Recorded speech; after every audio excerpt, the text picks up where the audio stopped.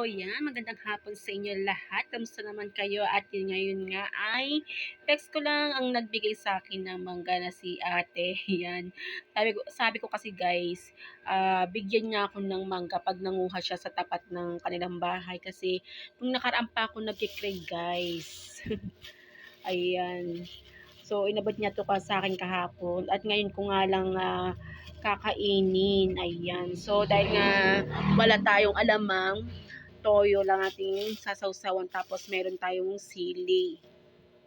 O, diba? Yan. Talupan na natin siya, guys.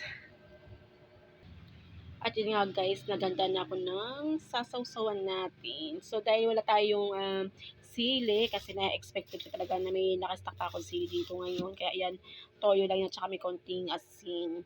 Yan, magtatalop na tayo ng mangga.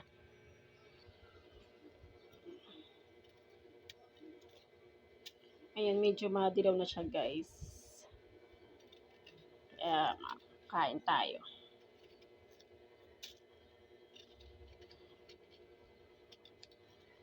Wow, ang dilaw-dilaw na, guys. Sarap ito.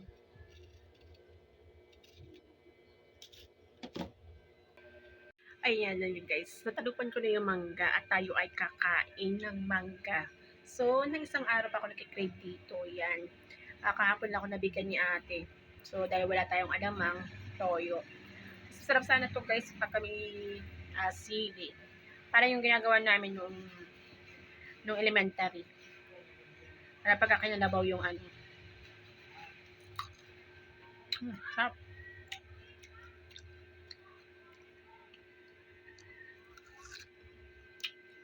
Kain tayo guys.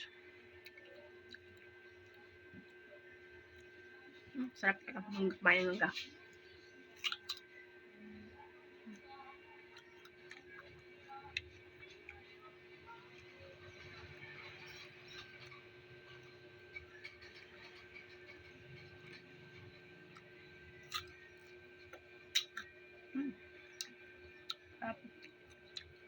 Thank you for watching guys. Nabulol-bulol. Ayan. Sarap.